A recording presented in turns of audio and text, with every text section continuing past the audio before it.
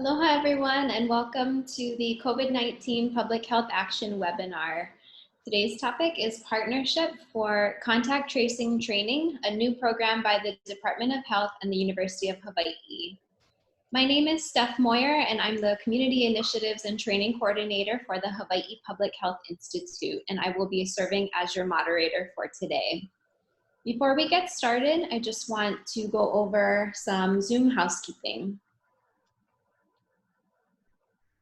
For all questions, please be sure to utilize the chat box or the question and answers box located at the bottom of your screen.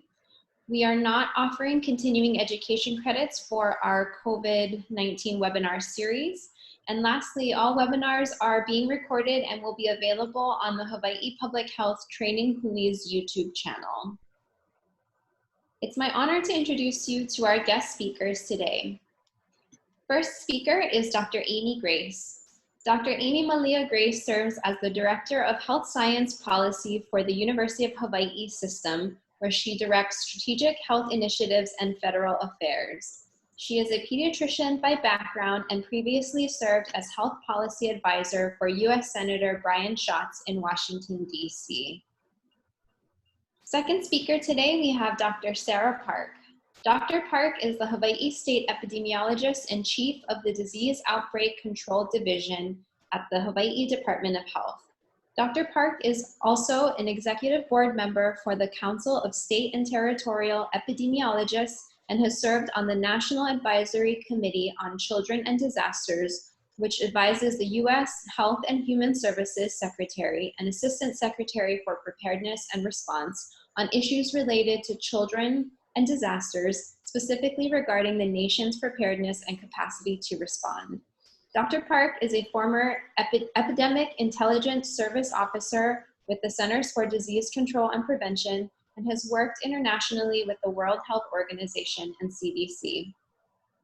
Dr. Park completed her undergraduate education at the Massachusetts Institute of Technology, her medical education at the Boston University School of Medicine, her pediatrics residency at the Lucile Packard Children's Hospital at Stanford, and her pediatric infectious diseases fellowship at the University of California at San Francisco.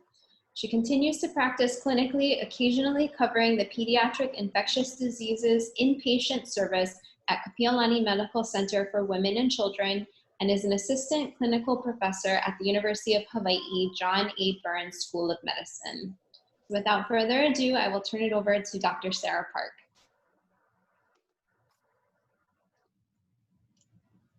Hello. Okay, so can you go to the next slide, please? So this slide is just really to show you what we've all been experiencing. This is data, our data that you've probably seen if you've gone to our website, but it's only going to end of April because really that's the most relevant. And what I really want to show you was just a few of the time points really as the epidemic or this first pandemic wave unfolded. And what you can see there is where my staff have dropped down for me on the epidemic curve. You know, when the first emergency declaration happened, when the first case site was identified, and then the subsequent, all the different subsequent orders that occurred, and in relation to when we saw cases occurring. So to orient you, which I should have probably done to begin with, was the x-axis is over time by days, and then the y-axis is number of cases. And like any epidemic curve, you start to see a peak, rise in number of cases, and then you see a drop off. I think what everyone was noting was looking at all the different cases. One thing I want to talk about is the fact that all the different cases that occurred. So, but I will say that from our perspective, the public health perspective, is that while all cases are important and in terms of potentially driving the epidemic or any epidemic, what we actually look at very closely are the cases that are denoted in red. And those are community-associated cases, those cases that don't have any travel associated with them. Because like any disease, when you have a travel-associated case, that's essentially a case that has been imported into the state, whereas a community-associated case is someone that essentially has been infected in the state, and that really is much bigger concern from a public health perspective. But as I said, with this particular slide, I wanted to point out where all the things happened in relation to when we were seeing cases and the disease activity. And you'll note that spring break occurred right at that sort of start of the peak of disease activity, although peak of, I would say, travel plus community associated, and it still was a little bit before we saw a little bit higher peak, if you will, of the community associated cases alone. But I think I also want to, if you go to the next slide, I want to also talk about the fact that, you know, everyone is talking about contact tracing, and certainly that's a very important part of what we do. And everyone feels that that is the huge burden that we bear for public health. I think what I'd like to also point out is that even before we saw our first case or identified our first case here in the state of Hawaii, even from January, we were experiencing a huge call volume. And actually, in the beginning stages of this pandemic, that was probably the most challenging burden that we had to bear, my staff and I had to bear, in that, you know, there's so many calls that we were getting from the public worried well, from people who are sick, from healthcare providers with so many different questions. We had never seen that kind of burden. Certainly we were used to in past epidemics, call volume going up, but the call volume really skyrocketed during this first part of the pandemic. So even before you see the evidence of burden on public health via the epidemic curve, we were already experiencing that call volume increase. So it actually starts with that. I'd also note that, you know, we have never stopped contact tracing. That's actually something people, I think the media have talked about contact tracing as if that's something new in public health, but this is an age-old tool that we use for every disease in different shapes and forms in some cases, but essentially it's the same thing. Next slide, please. So this is, I don't know how much you can see of this, but it's an infographic that our Joint Information Center put together. I'm going to just walk us through this to explain what contact tracing is. I know there's been a lot of talk in the media, but I'm not sure how much everyone really understands what it means, because I've heard the term used in so many different ways. So the first thing to understand is what happens when we are talking about contact tracing. When we first identify a person, so that person, the guy there in the circle on the left-hand top, a person who has tested positive, so what we call a confirmed case, we basically require that person to be isolated. And we talk to that person, and it really is about interviewing that person to get as much information as possible from that person regarding their disease, regarding their symptoms, regarding their movements, and especially if, you know, we basically ask them, can you pull out a calendar and think about when you first became ill? Now walk back 14, in this case, 14 days, because in this case, the incubation period, maximum incubation period is thought to be 14 days. So we ask a person to walk back 14 days now and enumerate for us every single person that they had face-to-face contact with that they can recall. And then on top of that, we need the contact information for the contact. So, you know, who they are, their name, their address, their phone number, at least their phone number, an email address even, some way to contact that person to be able to then reach out to them in the next step. Now, before I go on to the next step, I just want to emphasize that these are people, when we're talking to these people, these are people who are confirmed as having the infection. So many of them are going to be quite ill. And so if you think about how willing are you or how happy are you to get a call from the health department, public health department, and then have my staff ask you, can you please take some time to answer, questions that could take a half hour on the phone, and you have a fever and you're coughing and you feel rotten. So hopefully you're getting the picture of how challenging it can be sometimes to interview people. And it's not necessarily that they're unwilling to talk, it's the fact that they're not feeling very well. So it's not unusual for our investigators to have to spend multiple calls with these individuals, and that's with a willing person. And then you have other people who might question the validity of the call. And we do have a protocol for, when we call persons and people question whether we really are from the Department of Health, we ask them to hang up and call our main number.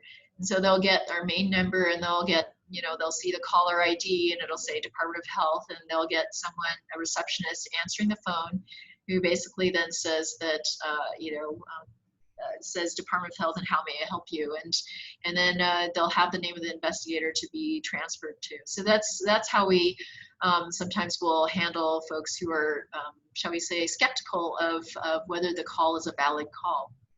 So then moving on to that middle box there in the panel there, you see the different people that have been identified. It can be as few as, it could be sometimes for some individuals, interestingly, maybe 0. For other individuals, it may be usually about 1 or 2. And I know people have expressed skepticism about that, but believe it or not everyone has a ton of contacts. But on the other side of it, we've seen people have as many as 40 or 50 contacts that they claim they've had face-to-face significant contact with. And we have to follow up each and every one. So now starts the long process of being a contact tracer, where you actually now call each individual and get them on the phone, and then you give them the probably unwelcome news that they have been identified as a close contact of a confirmed case, and that requires for them to be in quarantine for 14 days from the time of their last contact, and then that also that we would be monitoring them at least twice per day. And that in the old days, and I say the old days being a couple of months back, up until a couple of months ago, would be a phone call every single day, at least twice a day, from the assigned investigator.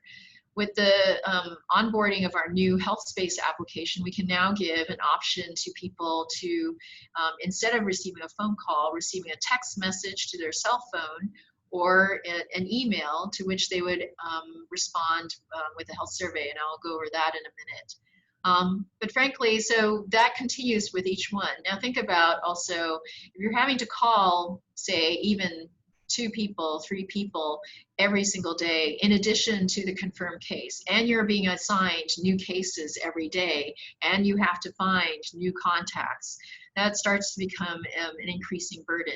And not everyone is going to pick up the phone on the first couple of rings, and not everyone speaks very succinctly, and some people may be may just be lonely and want to talk for a long time. Others may really give you a bunch of, shall we say, words that cannot be said here, and then hang up on you, and then the investigator has to keep trying to call them and get them back on the phone. So there are any number of challenges with talking to confirmed cases as well as those who are contacts. Now, in the course of monitoring contacts, if someone ends up having symptoms that are consistent with COVID, or essentially having any kind of illness, then we assess that person over the phone, and then we recommend, obviously, if they're having really serious illness, to call 911 and to, advise the dispatch operator that they have, they're being monitored for potential COVID infection. For others, it may be more that they have a mild illness, and then we have to arrange for them to get tested. And if they get tested and they're positive, then the cycle starts all over again. I will say at this point, there are those who, for example, are household members or household contacts of a confirmed case, and they may develop symptoms. And some of them have said to us that they really don't need to be tested or want to be tested, and they understand that we would treat them as if they're a case. So now they're also in isolation. And that's actually fine if they do have symptoms that are consistent and they are a close contact of a confirmed case. So we do encounter that with some individuals. So I think I'll end that part of it. Can you go to the next slide, please? So this is the health space application. What gets actually pushed out, if people are wondering. They're relatively simple questions, as you might guess, or, you know, we don't ask really complicated questions. It's really, we ask people to verify who they are, obviously, and then we ask them, have you had a cough today? And did you have any shortness of breath? Did you have any, I mean, basically asking about their overall well-being. If they answer no to all those, then the day is done, or the monitoring is done, and we can move on to the next day. But if they answer yes, then and it's via text or email they've answered, then obviously our investigator will pick up the phone and call them and follow up. If for some reason the person does not answer that day's survey, then that also is an alert to our investigator to call them and pick them and follow up on why the person didn't answer the survey. So I think that's the end of my slides. I think the next one might be Aimee's. Yeah. Oh, well, actually, no, I can take it back. I do want to end with this. Some of you may have seen this in the news. The middle picture is in San Francisco, where is my hometown, actually. I grew up there. This is Dolores Park, a very popular park in the middle of the city. And San Francisco has actually taken a leaf out of the page of New York's Brooklyn's book. And they actually drew painted circles in the grass to remind people about the importance of physical distancing. So I really wanted to use that picture to end with the fact that we can talk about contact tracing, we can talk about all these other tools, but it really boils down to all of us as a community remembering the importance of some of these basic, what seem like basic infection control measures, but physical distancing, hand washing, and cleaning high-touch surfaces or areas. Those three things, coupled with a few other things, can be very, very powerful and have been very powerful in our community in helping to bring the disease activity down and keep it down, hopefully, as we move forward in the future. And I think that is the end of my slides, and the next one should be Aimee's. Thank you. Thanks, Sarah, and hi, everybody. Nice to see you. My name is Aimee Grace, and I direct strategic health initiatives and federal affairs for the UH system. I also have the honor of leading the UHealthy Hawaii initiative, which is our initiative to improve health and healthcare in Hawaii and the Pacific by leveraging UH's health sciences programs and forging meaningful collaborative partnerships, including, for example, with the Department of Health and with HIPHI and many other organizations that are represented on this call. Next slide, please. So we have four main areas of focus within UHealthy Hawaii. The first is ensuring a robust statewide health workforce. The second is discovering and innovating to improve and extend lives. Then we have promoting healthier families and communities and advancing health in all policies. So we're pleased that this contact tracing partnership really touches on a number of these different areas, and we're pleased to have it as part of the UHealthy Hawaii initiative. You'll see we do have a number of different UH units represented, as well as a lot of different community partners. Next slide, please. So I want to dive right into talking about the new DOH UH contact tracing training program. Give you an overview and hopefully answer a number of questions that we've been getting over the past week or two since this has come out, and hopefully get a lot of answers out there for you. Hopefully a lot of you have seen this flyer on the right-hand side of your screen. Most importantly, probably, is the link to apply. We've already gotten over 450 or maybe 475 applicants so far. We really appreciate that. We would love to have even more, and you'll see this link repeated throughout the webinar today. So we developed this training program in very close partnership with the Department of Health, and I really want to thank Dr. Sarah Park for all of her close engagement. She really has taught me so much about contact tracing, and you know, you read about it in the media, but it's nothing like somebody who's done it on the ground for years and years. So what I want to stress here is that this is a training program. So this is to prepare so that we have a workforce in case of any COVID surge. This is not an employment program. In case of surge, it would be the Department of Health that would be hiring the contact tracers, not UH or not another entity. And so just again emphasizing, this is just a training program to make sure that we have the workforce ready if we need it as a state. This program is available statewide. So we really want to emphasize that we want people from across the state. You don't need any sort of UH affiliation.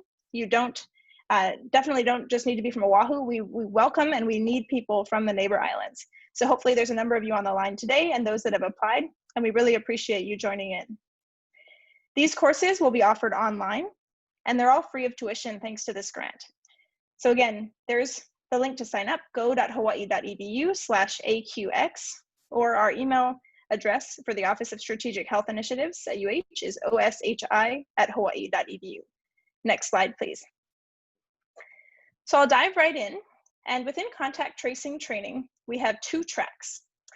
I will emphasize that the minimum qualification for each of these tracks is a bachelor's degree, and we'll talk more about why that's important in a moment. Track 1 is an accelerated program for those who have certain clinical backgrounds. Track 2 is a 6-week program for those with non-clinical backgrounds. We've also heard a lot from the Department of Health and others about the importance of community health workers in reaching communities and in being part of contact tracing teams. And so another part of this program is augmenting our existing community health worker training programs across the UH system. Next slide, please. So I'll start with diving into contact tracing and tracks 1 and 2. So for both tracks, I'll just share a bit about what we're looking at in terms of ideal candidates. We want people who are passionate, mature, and empathetic. As Dr. Park described, these can be pretty intense interactions. You have to make sure that people will trust you. You have to be caring about their situation. You need to listen for breathlessness or for any other clues that they're having a clinically difficult time. So there's a number of different reasons that we want ideal candidates for this program to have these qualifications. An undergraduate degree is required. Again, there's a need for maturity and some sort of standardized level of academic achievement to date. This is the minimum qualification for existing contact tracers at the Department of Health. We have said that registered nurses, including those who have associate's degrees, do fit the qualification as they have gone through a lot of the training that is very specific for this kind of work. Next slide, please. I want to talk a little bit about the clinical background or the need for extra clinical training. So as I mentioned, track 1, we're looking for people who have pre-existing clinical professions, and in particular, professions where patient assessments and clinical interviews are important to the profession. So for example, registered nurses, nurse practitioners, social workers, physicians, pharmacists, and physician assistants. Or another option is to get extra clinical training, again, if you already have a bachelor's degree, by going through track 2. So you get more skills and clinical skills in interviewing. Next slide, please. So I want to dive in a little bit because we've gotten this question, why is a clinical background required or extra training in clinical skills? This is something that our faculty feel strongly about, and Dr. Park has mentioned as well. And I think it's borne out by a number of different articles that have been coming out. So for example, this Associated Press article talks about being a detective, a nurse, and a confidant, right? Needing to establish that rapport, but also dive deep and be able to recognize key clues that those who are clinically trained can specifically pick up. Again, another article from the New York Times, it looks like, first step to develop rapport with the person being interviewed so they feel comfortable giving details about their health and lives. Next slide, please. This is a recent article from the New York Times. Contact tracing is harder than it sounds. I thought the first paragraph was quite powerful. It says, how likely are you to answer an unknown number popping up on your caller ID? And if you were to pick up, how likely is it that you would disclose personal information about yourself and your family, friends, and colleagues to the stranger on the other end of the line? So it emphasized that they had to be psychiatrists, detectives, and problem solvers all at once, and that everything depended on their interviewing skills. These reasons are a lot of the key reasons that we think clinical backgrounds are so important. Next, we also want candidates to be willing to join the Department of Health's Medical Reserve Corps. Thanks to many of you and others in the community, we have had a surge in people signing up for the Medical Reserve Corps. This group is part of a national network of local groups of volunteers that work to strengthen public health, improve resiliency, reduce vulnerability, and improve emergency preparedness. Volunteers are welcome from clinical and non-clinical backgrounds. And importantly, the Medical Reserve Corps provides a central repository of volunteers, and they provide background checks, trainings, and liability protections. So DOH would be able to pull from this Corps if needed in case of a surge. And that's why we want to make sure that people are registering with the MRC. Next slide, please. So track 1, which again is our accelerated professional clinical contact tracing training course, is led by Dr. Christine Qureshi, who's our Associate Dean of Research and Global Health at the UH Manoa School of Nursing and Dental Hygiene. Dr. Qureshi has decades of experience in emergency preparedness, and she was an infection control nurse and has significant background in this sort of work, including contact tracing. The program length will be 1.5 days. Again, it's online. As we mentioned, you need the undergraduate degree, and I'll mention again the clinical health background, like an RN, a nurse practitioner, a social worker, pharmacist, physician, or physician assistant. We know that there are plenty of other professions that are considered clinical, and we are not saying that they're not important or not valuable, but we would ask that you still apply, and we can consider others on a case-by-case basis. Again, you'll see me repeating again, if you want to apply, there's the link at the bottom, and again, all classes will be offered online. Next slide, please. So in terms of the curriculum for track 1, it will map to the key national contact tracing curricula that we've been hearing about. The first is from the Centers for Disease Control and Prevention, or CDC. We've also been hearing about great resources from the Association of State and Territorial Health Officials, or ASTO, as well as Johns Hopkins with the Bloomberg School of Public Health. I will emphasize, because we've gotten this question, if you have taken one of these courses, unfortunately that does not meet the Department of Health's standards in Hawaii to be certified to be one of their contact tracers. And Dr. Park can speak to that more, but what they are expecting is to go through this program that we have established here.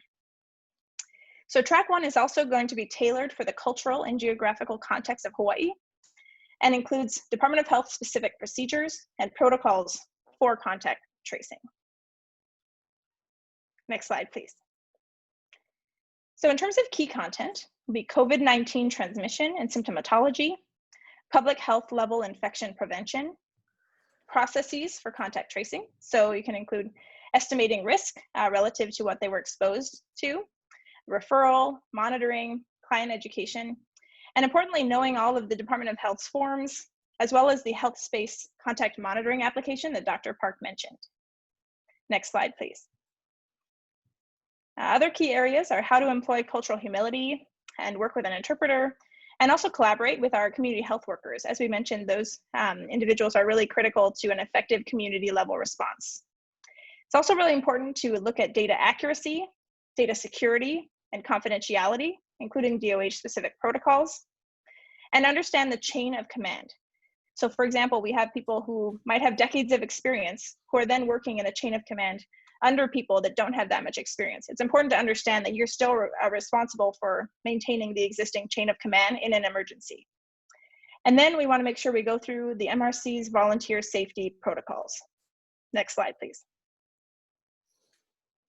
At the completion of track 1, you receive a certificate of completion from UH Manoa's Outreach College. And we're sorry that we don't have any continuing education available at this time. Next slide, please.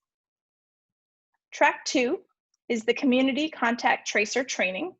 This is led by Dr. Rick Custodio, who is a pediatrician by background and now directs health sciences programs at UH West Oahu. Again, these classes will be online. This will be a 6-week course, and the requirement is, again, a bachelor's degree, and ideally in a major that is health career oriented. Next slide, please. The curriculum is 2 3-credit courses, 6 credits total, and one is Foundations in Community Health and Health Behavior, and one is Contemporary Issues in Healthcare. At the end of those courses, which again will focus on trying to get trainees up to speed with a lot of the clinical skills, they will then take the track 1 training as well. Next slide, please. So just to go over some of the details that will be in those courses, the first is community health and contact tracing, particularly in underserved communities. Cover different community health issues, whether that's social justice, again, cultural humility, epidemiology, case management, population health.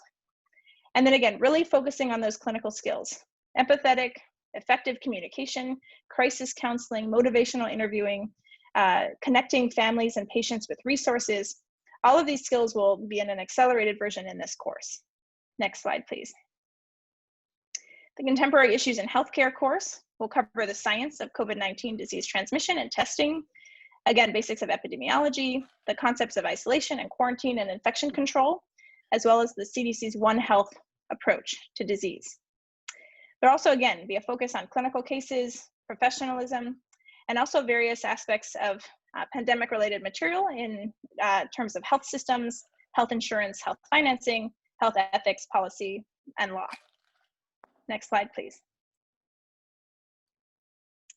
So at the completion of track 2, there'll be 6 credits provided, which could be used for a future graduate degree, and as well as that same certificate of completion from Manoa's Outreach College. Next slide, please. Now I wanted to talk about the Augmented Community Health Worker, or CHW, training. Next slide, please. Again, you'll see some similar themes. We're looking for passionate, mature, and empathetic individuals. One key thing with community health workers is we're really looking for individuals that may be from and may speak the language of the communities that they intend to serve. We also are looking for people who are, again, willing to join the Department of Health's Medical Reserve Corps. Next page. So what is a community health worker? Many of you know very well. So hopefully you can see at the bottom, there's a link there to the Kapiolani Community College CHW program that will provide more information. But these are outreach workers that link disadvantaged populations with existing healthcare resources. They are critical and play very important roles during disease outbreaks like COVID-19. They're really trusted in the community. Again, they're often from the communities where they serve, and they may speak a language that's relevant to that community. They are the most accessible patient advocate and often health professional that patients and families will interact with. And they really play an important liaison role with the Department of Health and with the counties. Next page, please. So our community health worker training part of this overall program is led by Sally Pestana. She leads our health education non-credit program for Kapiolani Community College. And this will allow us to increase the UH system's capacity to train 100 CHWs this coming year, as well as add COVID-19 content to the curricula. The program will be 16 credits and could either be full-time accelerated in 1 semester or part-time delivered over 1 academic year. This program is open to all with at least a high school diploma or a GED. And again, it will be available online and in a partnership with UH community colleges across the state. And again, we want to emphasize the importance of our neighbor island individuals joining these trainings. Next slide, please. At the completion, you get 16 credits, and this is really a career launching pad for other academic programs. We have a lot of great options across the UH system where CHWs could go and pursue further advanced degrees. And the award would be a UH Certificate of Competence. Next slide, please. So we really welcome you to join us. Programs are starting soon. We anticipate that track 1 will be starting around June 8th or so to mid-June. And track 2 will probably be starting in mid-June. The CHW program should be starting this fall. Again, there's the link, go.hawaii.edu/AQX if you'd like to apply. And if you have any questions, you can go to the next slide as well. Our Office of Strategic Health Initiatives email address is oshi@hawaii.edu. Thank you very much and happy to take your questions. Great, mahalo to Dr. Aimee Grace and Dr. Sarah Park. So we are going to open it up to question and answers. If you do have any, this is your reminder to place them into the Q&A box at the bottom of the screen or into the chat box. I do want to acknowledge that we are getting a lot of questions, and so we will do our best to get to as many as we can in the next 25 minutes or so. And if we don't get to your question, we will do our best to get answers to you following the webinar. Also, we are going to keep the questions that I ask our presenters strictly to questions regarding contact tracing. So first question is for Dr. Park. When does the 14-day period of tracing start? Does it begin from DOH's first call? Is it the first sign of symptoms? Johns Hopkins and CDC has mentioned contact tracing begins 2 days prior to the first sign of symptoms. So first of all, as I mentioned earlier, 14 days is what we use because it is the right now it's the recognized maximum incubation period for persons. So incubation period, I should back up and say incubation period is that period from when someone is exposed to potentially when they might develop symptoms. Because when you get exposed, you have the virus introduced to your body, and it may take some time before there's enough virus to really cause symptoms. That virus will be busy trying to make more of itself, using your cells to make more of itself. And when it gets to a certain threshold, that's when you start to have symptoms and you start to have disease, okay? And so that maximum time period from that starting point to when you actually have signs of disease can be up to 14 days. It can be as short as a couple of days.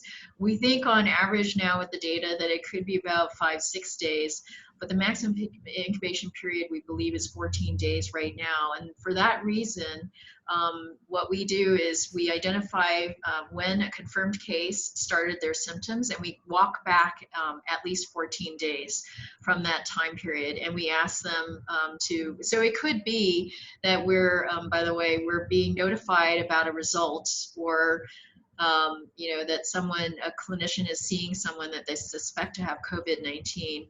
It could be, some days after that person started to have symptoms. And in fact, if you think about it, how often in, pre-COVID, would you actually go see your healthcare provider on the first couple of days of your symptoms of any illness? So most often people are waiting a little bit, and then they finally go see their doctor. The doctor then orders a test, and the test gets run. And if we're lucky, the healthcare provider remembers to call us and let us know early on so that we can immediately start talking with that person and trying to develop that list. What oftentimes happens is the lab report comes back, and it could be even as long as a week later. Hopefully not. Sometimes it's short as a couple of days later. But again, so adding that, so we talk to that person and we say, okay, think about when you first started to have illness, and then walk back 14 days. Thank you. Dr. Park, this question is also for you. Are we looking only at active cases and clusters? When is the community one starting, and who is your target to get samples from? How are we addressing college students, younger grade students, middle and high school students? That's a lot of questions rolled into that. So I think I'll start by saying that we do have active surveillance with some of our partners. We are actually talking about some active surveillance among vulnerable populations, long-term care homes, for example, where we would maintain a very low threshold for anyone who might have illness. And in the long-term care homes, and especially elderly persons, we're actually, when I say low threshold for symptoms, it's not necessarily looking for someone with a fever and cough among the elderly. We've learned that with the elderly, they can have very subtle signs of illness. It could be as subtle as a change in mentation, it could be a change in their altered daily living, a sudden tendency towards falls. It could be as mild as that. And so when we hear about something like that, what we're advising our partners is to have a very low threshold to order the test, and then we investigate with them.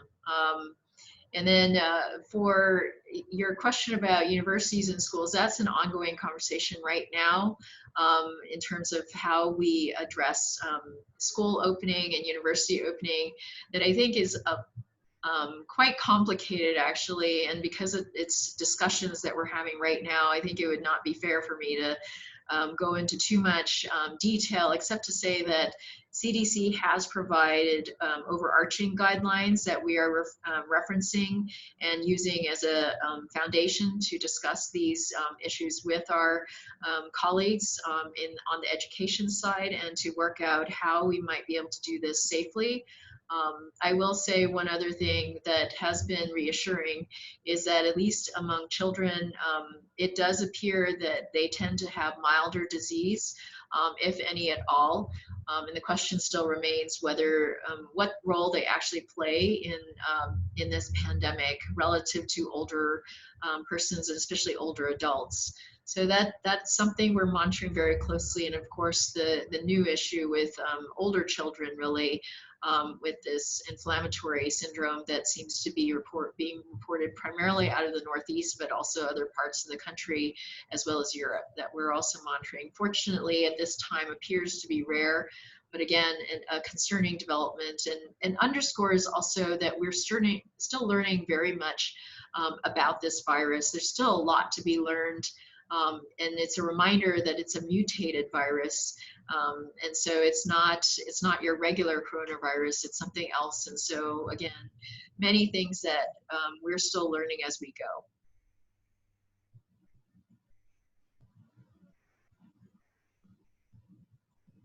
Thank you. Next question is for Dr. Grace.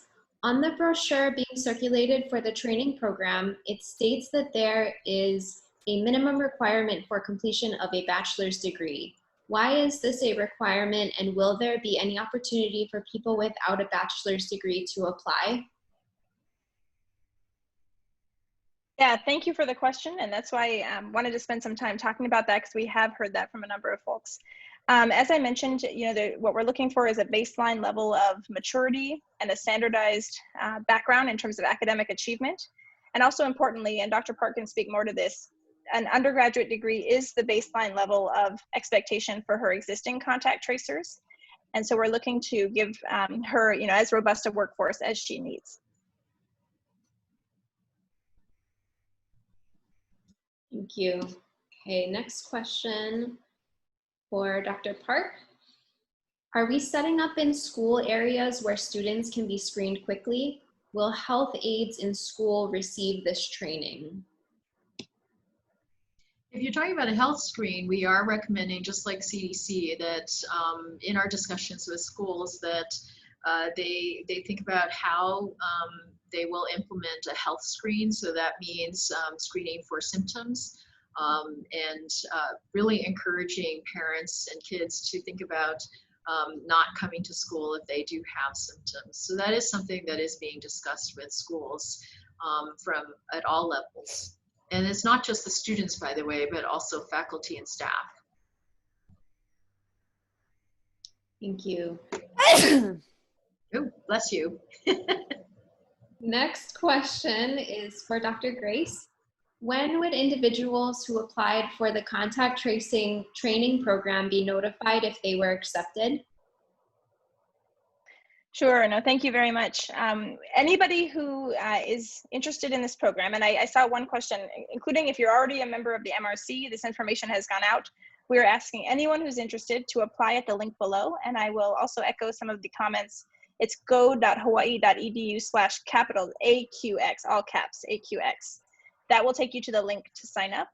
And from there, what we're doing is assessing your background and also your interests, and we're sharing that information with whether it's track 1, track 2, or the community health worker training. And then you will be notified likely by email within the next, I would assume, week or two. We are rapidly ramping up these programs. And so we're trying to get track 1 started by June 8th and track 2 started by mid-June. Thank you. Next question is for Dr. Park. Is there an opportunity to use technology like the Safe Paths app for contact tracing in Hawaii? So there's a lot of technology that has come out, and obviously we've brought on one form, the health space application. There's technology that's being talked about. I'm sure you've heard about, like the Google one at I think it's Google Apple, that's and it's all predicated on monitoring people's movements through Bluetooth technologies and various other things. I think we have to tread carefully in that some of these technologies can be useful, and we are evaluating them in collaboration with other states and other partners. But I think it is something that we need to consider carefully. Some of them may be useful, but some of them may not be. As an example, in the Bluetooth applications, and I'm sure if you think about Bluetooth, you can be in another room with a wall between you and you still have active Bluetooth. So, you know, to have your cell phone be pinged with information that you were in close, quote unquote, close contact with someone and they were in another room with a wall between you, that's not obviously very useful information for us. So it's things like that that we do need to keep in mind. In addition to personal privacy information, I think in some regards, I think many of us have become resigned to the fact that much of our information might be suddenly free to be able to obtain. Unfortunately, that may not be something that everyone is willing to accept, and maybe shouldn't be something that we all should be accepting. So I think part of our responsibility on public health is also to safeguard that information, make sure that information that is made available to us is it is kept safe and used for the appropriate purposes and not used potentially for other benefits or probably not benefit for other means that are not such public health benefit. Thank you. Next question is for Dr. Grace. How many hours would the equivalent of 1.5 days and 6 weeks be? For the track 2 training, what does 6 weeks mean? Is it daily? Please discuss the cost of each program. And this is a lot. And are track 2 training hours flexible? Thank you. The tuition is free thanks to this grant with the Department of Health. Track 2 consists of 6 weeks of classes that I believe are 3 hours in the morning and 3 hours in the afternoon, Monday to Friday. I may have to confirm that, but that's my understanding. Track 1 is 8 hours on one day and 4 hours the next day, so a total of 1.5 hours. I believe that the track 1.5 day training might be flexible. We may have some cohorts that are during the day and maybe some that are in the evening. But track 2, I believe, is set as a daily program. And you probably wouldn't want to do too much more on top of that because it looks to be a pretty intense 6 weeks. But again, I want to emphasize that tuition is, there's no tuition for these programs thanks to this grant. Thank you. Next question is for Dr. Park. Will contact tracers be able to work remotely from their homes? There's that potential. It's something that we've been exploring. That, I mean, that's actually why we were very aggressively looking at different applications, and health space application was brought on board. Prior to the health space application coming on board, you can imagine we have a lot of firewalls and such with our disease case management system because there's a lot of protected information in that. And part of also the challenge of bringing on volunteers previously was the fact that we'd have to train people on quite extensively on being able to access the system and safeguard the information in there. The nice thing about the health space application is an investigator can make assignments to their assigned contact tracers, and people would have access through health space to those assigned cases, but only the information that the contact tracer had actually inputted or the person had inputted and collected essentially. And they wouldn't actually have access to the full disease case management system. So there's security in that. The other thing is that the health space application can be accessed via the internet. And each contact tracer would be given a password, their username and password, so it's protected in such a way. So it is possible and conceivably possible in future that we could have contact tracers in future who might be in their own home. But I would say that we're probably not there yet, but that is something that we've been thinking about, or maybe not quite that you're in your own home, but that we could be utilizing space in other areas and not necessarily within the Department of Health, because I'm sure if you've all been to the Department of Health, whether it's the main health department in Honolulu or the district health offices on the neighbor islands, you'll know that it's quite small and tight quarters, and so we do need to make sure that there is other space available that we can use. So that is the nice thing about the health space application. Okay, next question is for Dr. Grace. How are we providing free tuition for the CHW students?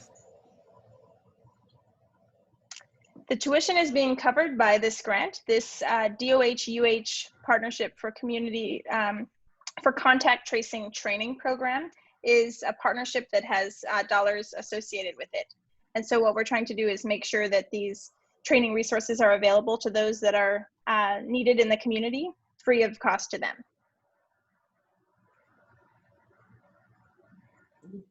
Next question for Dr. Park.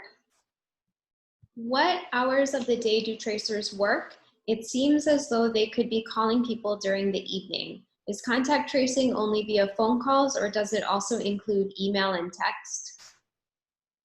So that's a great question, because it's exactly right. You can imagine if we're trying to reach people, the initial contacts, that is, or initial cases, I should say, it could be at any hour of the day. But once we start monitoring people, it actually is during the day. We're not necessarily going to call up people in the evening to monitor their health, right? So we'll call them during the day, usually once in the morning and sometime in the afternoon. We don't schedule a time on purpose, because the whole point is person is in quarantine, right? While we're monitoring them, they should be readily available to answer their phone. Granted, they may be a mother or father of a small child, and they may be in the middle of something, and so we give them a chance to try and pick up. Now, I mentioned the health space application, reviewed that. So the whole point of that application is to give the option of for a person being monitored to be able to answer the health questions via a health survey that's pushed to them via text or email. The nice thing also I will say about the health space application is we can push a general message to people, like a public health education message or a general message about resources or various other things to persons that we're monitoring. So there's a lot of potential great uses of that application that we're really super excited about. Thank you. Next question is for Dr. Grace. I teach nursing students who will graduate in August. Also, if you are a retired LPN case manager, what track would you apply to? Can they do this training? So I think, can the graduates in August do the contact tracing training? Thank you. We recommend for any specific questions like that, you please email oshi@hawaii.edu. Please also go online again, go.hawaii.edu/AQX, and put in your background, because what we're doing is making sure that those for whom track 1 is appropriate or track 2 is appropriate will get that list of people and be able to vet who has what experience. So for those that are graduating this summer, again, it would need to be an RN level or higher. We also, so if you have any specific questions about that, please make sure you email us at oshi@hawaii.edu. Thank you. Next question for Dr. Park. Since a single NP swab, according to UCSF Grand Rounds, test has a 25% false negative, is there a concern in contact tracing? Any consideration of alternative types of diagnostic tests?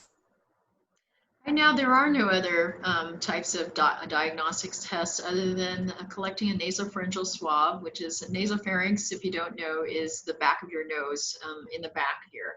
And I think it's fair to actually back up a little and say, I kind of mentioned it when I was presenting, but when this virus or any virus infects your body, the way it works is it hijacks our own cellular machinery. So it infects your cells, it goes inside your cells, and then it uses our own machinery to make more of itself. And as it makes more of itself at a certain point, then it busts out of those cells and it infects more cells and makes to do the same thing, start the cycle all over again to make more of themselves. Now, when you do that nasopharyngeal swab, it's not just touch the back of your nose, it's rotate it a little bit, irritate the surface to collect cells, and then that's what's actually being tested for to see if those cells are infected.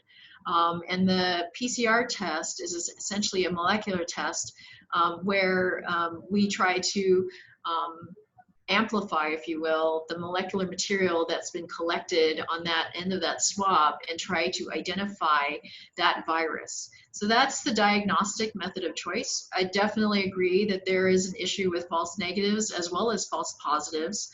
And it's why it's so important that when these tests are done, that they're done in the context, in an appropriate context of assessing the patient.